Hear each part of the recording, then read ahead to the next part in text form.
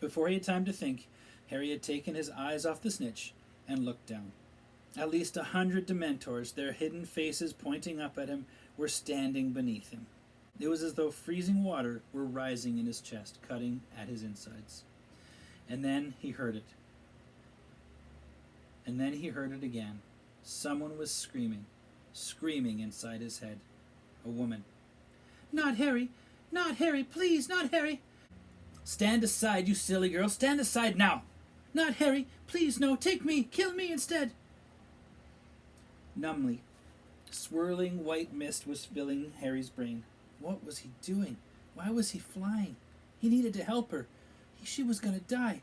She was going to be murdered. He was falling through the icy mist. "Not Harry! Please, have mercy! Have mercy!" A shrill voice was laughing. The woman was screaming, and Harry knew no more.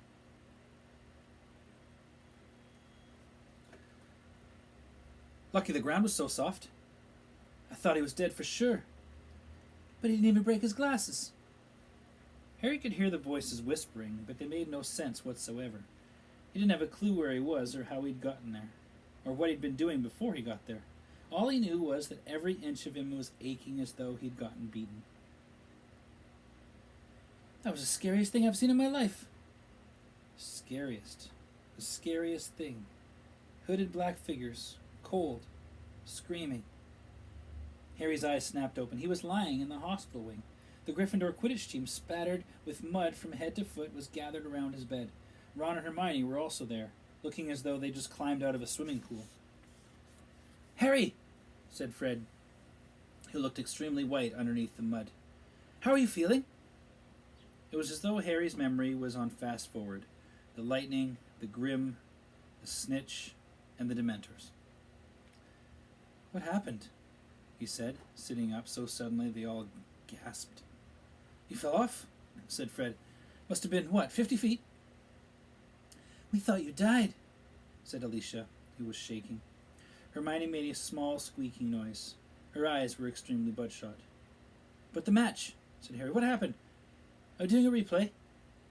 No one said anything. The horrible truth sank into Harry like a stone.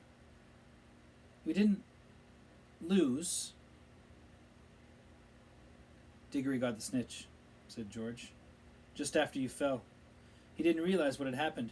When he looked back and saw you on the ground, he tried to call it off, wanted a rematch, but they won fair and square. Even Wood admits it." "Where is Wood?" said Harry, suddenly realizing he wasn't there. "Still in the showers," said Fred. "We think he's trying to drown himself." Harry put his face to his knees, his hands gripping his hair. Fred grabbed his shoulders and shook it thoroughly. "Come on, Harry, you've never missed a snitch before."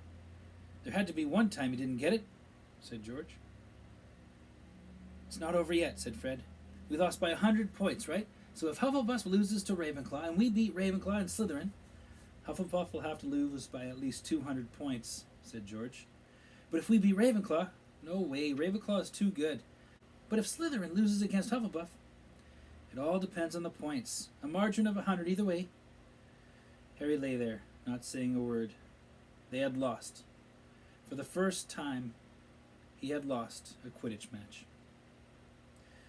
After 10 minutes or so, Madame Pomfrey came over to tell the team to leave him in peace.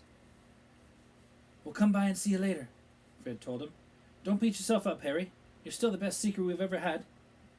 The team trooped out, trailing mud behind them. Madame Pomfrey shut the door behind them, looking disapproving. Ron and Hermione moved nearer to Harry's bed. "Dumbledore's really angry," Hermione said, in a quaking voice.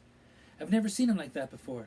He ran onto the field as you fell, waved his wand, and you sort of slowed down before you hit the ground. Then he whirled his wand at the Dementors, shot silvery stuff at them. They left the stadium right away. He was furious they'd come onto the grounds. We heard him." "Yeah, then he magicked you onto a stretcher," said Ron, and walked up to the school with you floating on it. Everyone thought you were..." His voice faded, but Harry hardly noticed. He was thinking about the Dementors and what they had done to him, about the screaming voice. He looked up and saw Ron and Hermione looking at him so anxiously that he quickly cast around for something matter-of-fact to say. "Did somebody get my Nimbus?" Ron and Hermione looked quickly at each other. What? Said Harry, looking from one to the other. Well, when you fell off, it got blown away, said Hermione hesitantly. And? And it hit... Oh, Harry, it hit the Whomping Willow. Harry's insides lurched. The Whomping Willow was a very violent tree that stood alone in the middle of the grounds. And? He said, dreading the answer. Well, you know the Whomping Willow, said Ron. It doesn't like being hit. Professor Fitwick brought it back just before you came around, said Hermione in a very small voice.